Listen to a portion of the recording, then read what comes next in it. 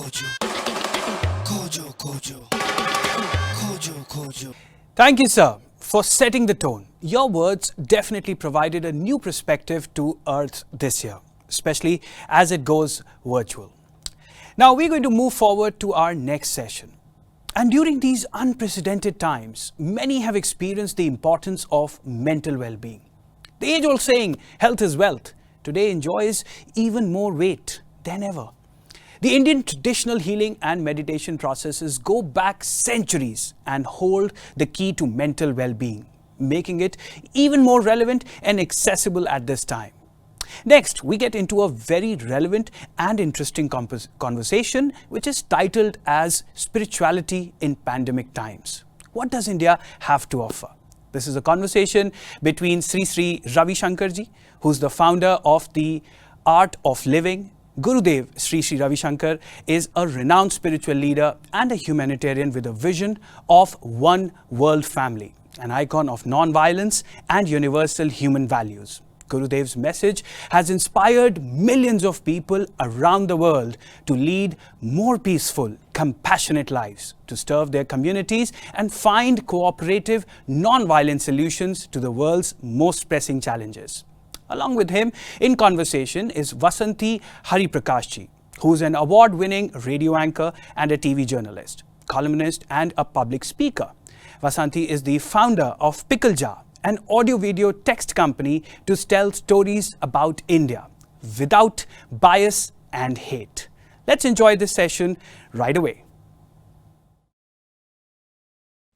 Namaskara. Welcome to Earth Cultural Fest 2021. Well, here is a third season that celebrates India through its diversity, through its culture, art, languages, heritage and tradition. So many conversations that have happened with thought leaders across the spectrum. I am Vasanthi Hariprakash. I come from the world of radio, television, and it's basically a world of thoughts and images and talking to the external world. But today I have great delight in inviting you into a journey into the inner world. And someone who is leading us into that conversation and path is a man who is followed globally by millions, who is a spiritual leader, who is also given the world the art of living. Please join me in welcoming Sri Sri Ravi Shankar. Namaskara and welcome. Namaskara. How has the year of the pandemic been for you? More busy than usual. This is the time I kept myself very, very busy. Thanks to technology, though the travel is all stunned, but social connectivity was never gone because of Zoom calls and conferences, and we kept having throughout the pandemic. And I led people through meditation twice a day throughout the world for people to get rid of their anxiety and calm them down and give them that much needed inner strength. It is this inner strength that we will like to talk more about, and how you can derive it through, let's say, the Indian mode of spirituality. But let me start by asking you about this word culture itself.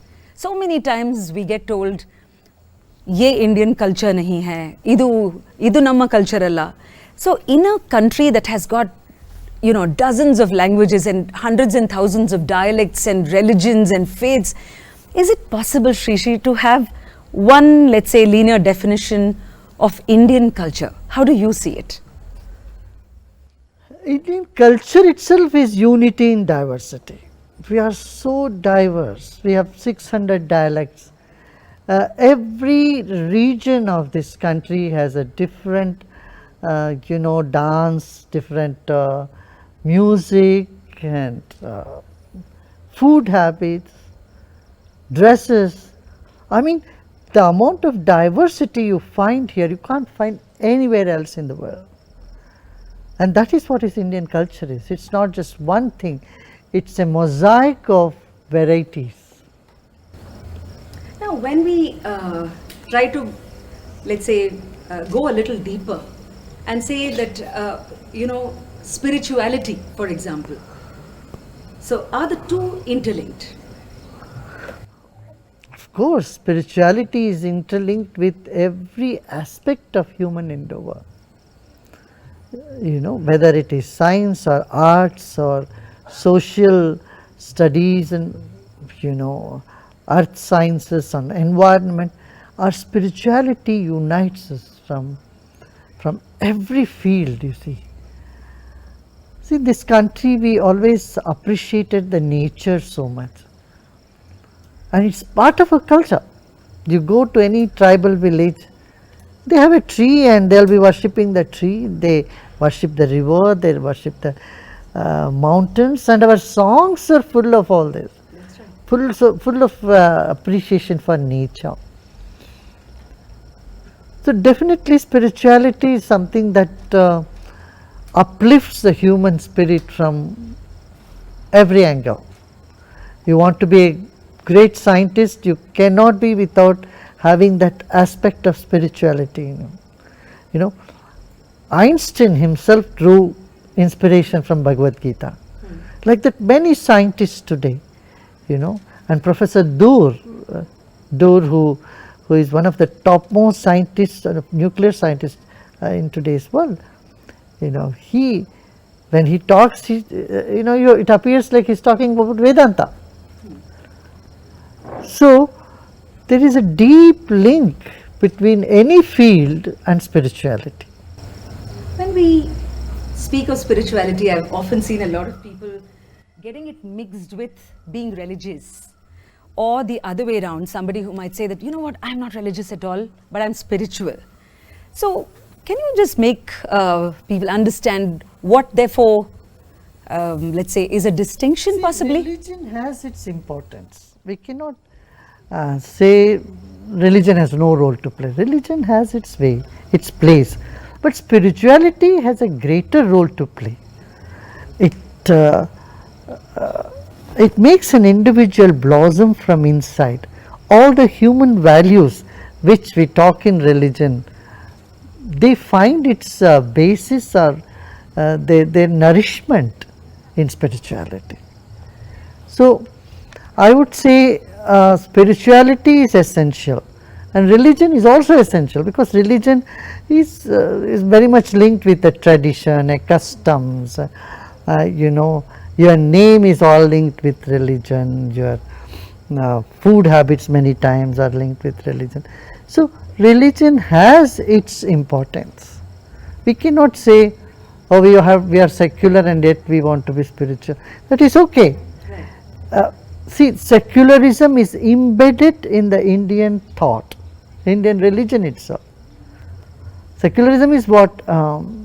Embracing and respecting all the religions. In Tamil there is a saying, Emmadamum Sammadame. All the, you know, sampradayas are to be respected.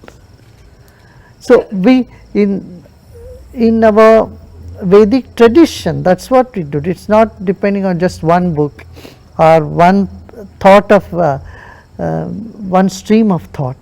It just welcomed all streams of thought and amalgamated itself. So that is one thing that you find it very unique in India. Some of those points are some, you know, what has made unique, India unique across the ages.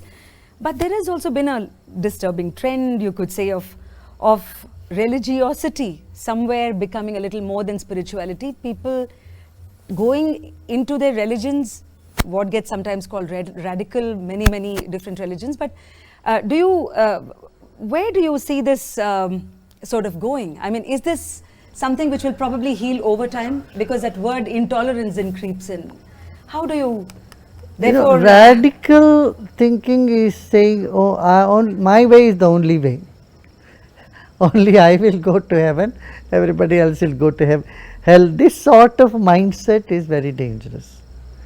And you know, they not only create problem for others, they themselves are miserable. So we need to de-radicalize that type of mindset. It's very necessary. That is why this concept of Vasudhaiva Kutumbakam, the whole world is one family, which is the basis of spirituality, has to be understood properly. See, if a person knows little bit about all these aspects of life, then there is no way they become fanatics. Fanaticism simply means lack of respect for human endeavors. So when this is happening, what is the role of an individual? What is my जिम्मेदारी, responsibility? अपना जिम्मेदारी ये होगी कि लोगों को समझाना है. देख, ज्ञान, ध्यान और गान से म्यूजिक में, in music people unite, and then celebrations, multi-religious, multicultural festivals would help. This cultural fest will help in a way that it can bring people from various mindsets coming together. One unique aspect that I feel, that I see in fellow Indians, is this acceptance of what we have been given. Some people call it karma, some people call it destiny. Interestingly, when during the lockdown, when lakhs and lakhs of migrants were walking back to their villages, we didn't see any, let's say, rioting, for example, like how one would see across the world happen. Is this something that, let's say, can be credited in a way to Indian spirituality, that people thought that, okay, this is something that has come to us, therefore we have to deal with it? Because we did see a pattern of, even when the poorest of the poor of this land were walking back to their villages, and sometimes hundreds and thousands of kilometers, there was no whining or complaint as they see. And how do you look at this? Yeah, there was a lot of resilience in people. They could rise up to the occasion, and lot of people did seva, service to those. Now, we ourselves started on the very second day of lockdown. We ourselves have fed about 8 crore meal in the country, for all these laborers who were going, and people came out with big heart and great generosity to feed them, to take care of their family. This just brought up to the surface the human values that is so much embedded in our culture. In terms of we did a program called I Stand Up With Humanity.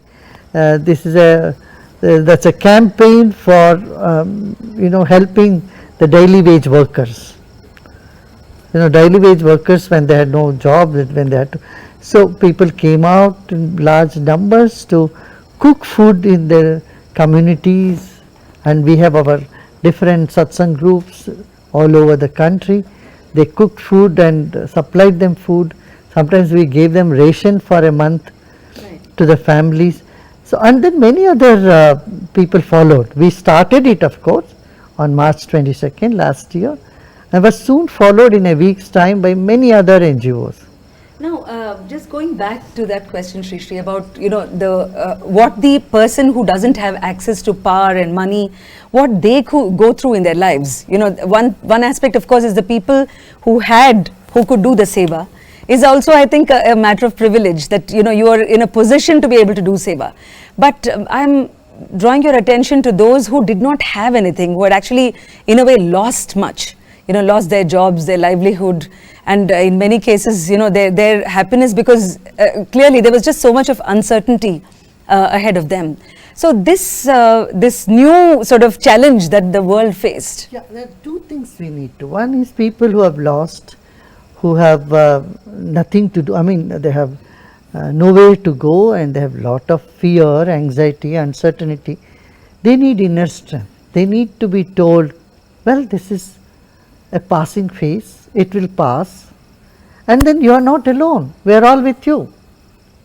The others who can give whatever they can give, even if someone can share one day meal with others, that should be done, and that people have been doing. We are not that very poor country. We have people, people are there, we are morally, spiritually, we are quite rich. We have very good standards of human values in this country. So, people come out and help. Even if you have 2 rotis and there is someone who is hungry next to you, you would share 1 roti with them. Right. That much of heart is there in this country. So, that's what was happening. There was great sense of caring and sharing that you could see come up in this pandemic time. So, as someone who is a spiritual leader, did this sort of what you saw happen during the pandemic, the eagerness to help each other, did you see this as a sort of reinforcing of our values and spiritual strengths? Of course. And this we could see throughout the world, almost in every part of the world. This sense of togetherness, the sense of wanting to help others has been there, has come to the surface now. On one hand, you had people who were forced to live as part of one house. You know, there were many generations that had to live together for the first time without having to ever step out. So you had grandparents with their grandchildren. So one aspect must have been surely that they got to bond with each other. But we also saw a lot of turmoil, you know, because of this sort of forced proximity. When you were reaching out to thousands and thousands of people through your daily meditation guidance, what is it that people were sharing? What is it that you got a reading of what was happening across in middle class India? As you earlier mentioned, anxiety was there, uncertainty, anxiety, fear about disease, I mean, the mental strain and emotional turbulence the world went through this year was tremendous, including the medical community. You know what the doctors said? I mean, we conducted programs for doctors around the world. Thousands of doctors have participated in this, in fact lakhs. So, you know what doctors said? Usually we were never scared we never thought about ourselves when we are attending to a patient. But now we had to think about ourselves and our family when we have to attend to a patient with corona. So he said this fear and anxiety was not familiar with the medical fraternity so far. And moreover, medical fraternity, they were all willing to help. But this personal, what will happen to me? Doctors are humans too. And then they didn't know, because there is no medicine. All that they were guessing, they are trying to do what they could do, help the patient out. So they needed meditation more than anybody else. So healthcare professionals, healthcare workers around the globe, in South America, in North America, in India, in Oceania, were all benefited by this meditation. We conducted twice a day for 2 months, and in all time zones we were conducting meditation, and they were immensely grateful for this. Meditation itself as a practice is very difficult for the average human being, because your mind is a wanderer. As they say, your mind is a monkey. It appears to be difficult. That's why you need a teacher. You need a guru. And which is why we are talking to one. With the guru, it's very easy. And so the stress on mental health that we saw when an actor died by suicide, when so many disturbing things were happening, what besides of course the meditation practices that you have led right through the lockdown, is there something which we also need to re-engineer our minds, because we're talking about spirituality, of turning into our faith? Yeah, I get your point. See, we need to see life from a broader perspective. Life is ephemeral. I mean, everything is changing. Everybody is going to die one day. But we forget this. We live as though we are going to live forever. This thought that we are going to die one day does not occur in our mind at all. So we take many things for granted. When we wake up to this reality, even small things, appear to us very significant. and small things don't bother us anymore, both at the same time, because small things around will uplift your consciousness. You start enjoying small things. At the same time, things which would otherwise disturb you, इसने ऐसा कहा, उसने वो किया, ये क्या, ये सब बातें, फिजूल की बातें सब निकल जाते हैं मन से. एक मन को एक विशाल दृष्टिकोण, अनुभव में विशाल दृष्टिकोण मिल जाता है हमको. So this is one thing. See, every 45 seconds one person is committing suicide on the planet. Yes, indeed. In the last pandemic, in 3 months' time, about 8 lakh people had committed suicide. I mean, this is record which never happened before like this.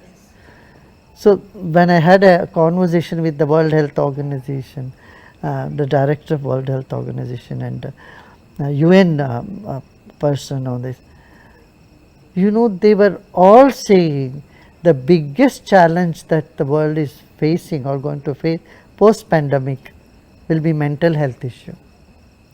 And mental health issue like depression and other things you cannot handle just by dishing out Prozac to people, or you know, tablets. They work for some time and then they stop working. So we need practices like yoga, pranayama, meditation, and it is proven today, proven beyond doubt, that these practices help anyone to uplift their consciousness. They keep a robust mental health. I always say a strong mind can carry along a weak body, but not the other way around. If the mind is weak, even physically you are strong, it doesn't चलेगा नहीं वो. तो ये important है हमें mental health पर या meditation पर जोर देना आज बहुत आवश्यक पड़ गया. What you say in fact connects. When you spoke about strong mind can carry a weak body, we were wondering a lot about young people who are fit, who are, you know, who have energy and such an advantage, being a lot more, or rather being under-equipped to face a challenge like this, whereas the older people did a lot better. My grandmother, who's 99 years old, and though she's so frail, you could see that, you know, there's a certain calmness. Now, does this come from, does the older generation have the strength from their spirituality? Correct. Which Absolutely. There's no doubt about it. But their in spirituality, their belief system, their faith and their lifestyle, all has made the difference. See, today in the youth there is either depression or aggression. Both are not a healthy state of mind. Our youth are so aggressive, and that's why you find all this violence happening around the country. At the drop of the hat, you know, they lose their temper. Small things they can use abusive languages. This is because there is weakness inside, the mind is not strong enough, and there is some sort of anxiety, loneliness. You know, in UK they have opened a ministry called Loneliness Ministry. 18% of the population of England is feeling lonely, and just by changing the job, changing partners, changing, you know, homes or cars, loneliness doesn't go. Even parties doesn't take away your loneliness. You become even more lonely in the party. Mele mein bhi akele, as they say. So, Yeah. वो अकेलापन मिटना हो, you have to get rid of that. Only spirituality can bring that. But it's, how would you help the young to, because the distractions around now with the multiple screens and media flashing, you know, this thing. So you will see in our, we have Art of Living, we have created 57 different workshops. We have some for young people, some for teenagers, some for you know, parents, and some for children. So through games we teach them spirituality, through simple techniques and processes that doesn't weigh heavy on their head. So Spirituality is more a fun for them. It has to be taught as a fun, and that's what we do here. And that is why it's been very, very popular. And we have thousands of children around the world who are taking Art of Living youth programs. You will see here also lots of youths, you see, young people who would have been in bars and restaurants and movies. Otherwise, you would see them, that they are meditating. Not that they are not enjoying the movies and other things, but you will find some strength in them, a sense of commitment to society, a sense of caring for others. These qualities will well up in them. Respect for each other. So Shri, I'm going to, draw you a little back into your own youth. The time when, let's say, you were what the present generation is now. Did you have to pull yourself away from whatever the distractions of that era might have been? Or were you just a spiritually made person who found this path? What was the journey like for you? The later is more true.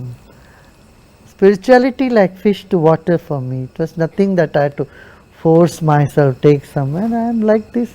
I think my youthfulness is not gone. I still continue. That is why probably you are drawn to the subject of children. I know that you have written a book on the art of raising children. And that, I think, is a rather important subject for many people who are also going to be watching. It's only through observation that we have brought these two programs. One, know your teen and know your child. These two workshops we have formed, and some books also on this. But I have no experience of raising children, so I cannot be very authentic to say that. It's all through observation and through knowing the mind, what's happening in the mind. That is Brahma Gyan. Brahma Gyan में यही होता है, बच्चों के मन में क्या है, बड़ों के मन में क्या है, ये मन का खेल क्या है, what is the play and display of consciousness, of mind. This you come to know. And that's what happens with this knowledge, the wealth of the knowledge. Then you can resolve any conflict, you can relate with anybody on the planet, because कोई दूसरा नहीं है, कोई दूजा नहीं, सब अपने लगते हैं.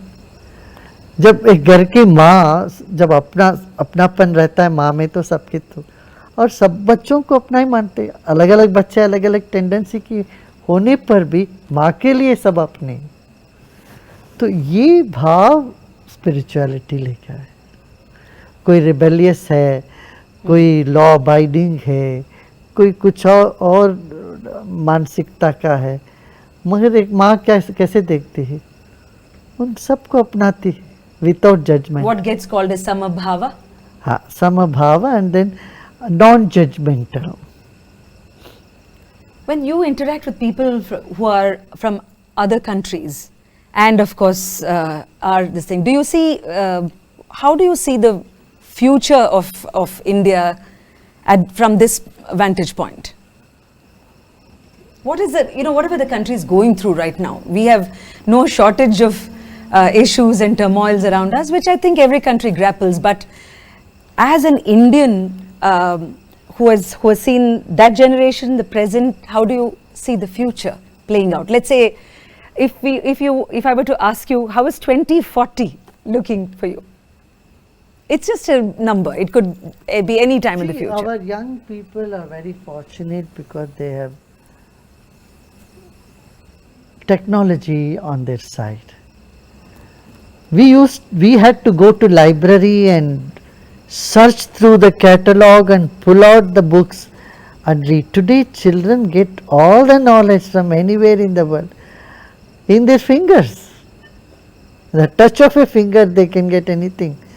So they are very well informed. So being so well informed, what happened, their maturity is also very quick. They get the loss matured. of innocence, you mean? in the sense of wonder? No, they become very, I would say they become adults much earlier than what you can even think that they are. So they were very mature, mentally also they are very mature. They, many times they become very philosophical. In young age they become very philosophical. And on the other side, there are also things that they get so buried in these gadgets, they lose in touch with reality, with interacting with people in real time. They miss some things of those days. They don't know the complications of life many times. So, because things, they get everything easily. That's right. So it's a very complex situation, but I am very certain that the evolution will always go in good speed. The coming years, I am sure people will be more and more spiritual. There will be more value for human life. So even now, the teens of today are not as consumeristic as a generation before was there. They are not bothered to have 3 cars, 2 cars. They want what they want, but they are not craving for jewelries or things, or show off. All that is, I would say, is reduced to a great extent, because they are now more conscious about environment. They want to do something for the nation. This spirit is also something, I would say, is the sign of evolution.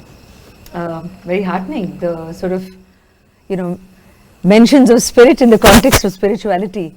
When you said library that you used to access, what were the kind of things, books or texts that you were reading? All type of, Is there something that just you literature, you love Kannada literature, I was a Kannada student, so Kannada literature, science would something which would trigger our interest a lot. Philosophy.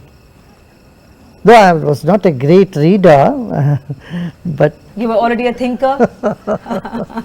You see, right now I'm in fact in the midst of reading Basavanna and Akka Mahadevi, and the fact I was in North Karnataka, and Anubhava Mantapa, which is a place, I think in the 13th century, where a lot of thinkers used to gather, and there used to be free sharing of thoughts. I cannot help but think, Sri, that we have such a rich heritage of across religions, great thinkers on this land. How do you think we can access so much of the great thought that has already been around in this land and make it more accessible to our young people? By living them. If it's just in the book, it's not going to help. People follow people, not just principles. So you need role models. You need people who have digested this wisdom and who live, in whose life they come as a living reality. So that living examples are very much needed to inspire people. That's why you see in this country, almost every province has mutts, have saints or swamis, lakhs of sannyasis are there. Because, मन वचन कर्म तीनों में जब तक एकता नहीं आती है, दिखती नहीं है, हृदय शुद्ध नहीं होता, वो सिर्फ बातें करने से नहीं बनती है. You simply keep talking about it and it doesn't make an impact. But if it is your life's experience, it will impact people like anything. It will impact and inspire others to follow the path. So, our country is so rich with philosophy. Anubhava Mantap here, similarly in Tamil Nadu, there is all the 9 margas and Siddha, at 18 Siddhas. You go to Maharashtra, there are number of saints there, poets, Gyaneshwar, and all that. And you go a little further to Andhra, Annamachari, Brahma Mokate, Para Brahma Mokate. You know, people from grassroots level, they have come up, they have risen to the heights of Brahma Gyan. That is what is the speciality in this country, and these people have been inspiring, and their traditions have been kept alive. Same if you go to north, there's Kabir, and there are so many Sufi, Because the Sufis and this tradition is there. But when we go away from this, even Kashmir had so many Sufi saints, but unfortunately people moved away from Sufism. When they went to radicalism, that became an issue there. So we need to revive these traditions, and children should get this access in their schools and colleges. When we were growing up, we all heard about Basavana's, it was all in our textbook. Kalabeda, Kolabeda, Husseinu, Diyalubeda. These Basavana's vachanas were part of our lessons.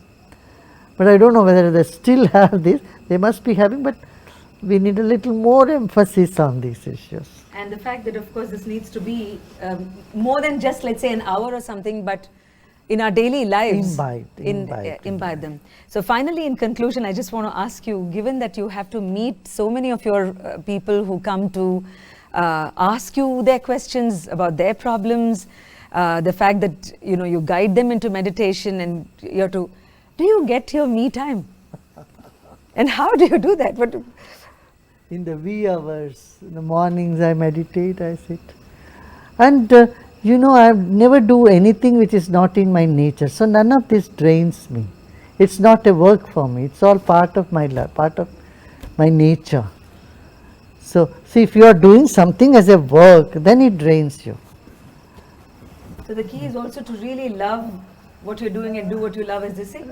Yeah, and if it's part of your nature, when you realize this is your nature, and it doesn't bother. Yeah, music, I'm told you like a lot. So is that also something that you listen to? I think everybody likes music. Who doesn't? Because as children, we all first sang and then we started speaking, right? Every baby who comes into the planet begins with singing. And then they start learning language. So music should be part of everybody's life. And I think the song of life should carry on in that manner. It's been a wonderful inner journey with you all these minutes. I would like to thank you on behalf of the team of Artha. And for those who are watching us, I think across on their, whether on our television or their digital screens, I'm sure it's not just the art, but also the Artha of living that got decoded today. Thank you. Dhanyavad.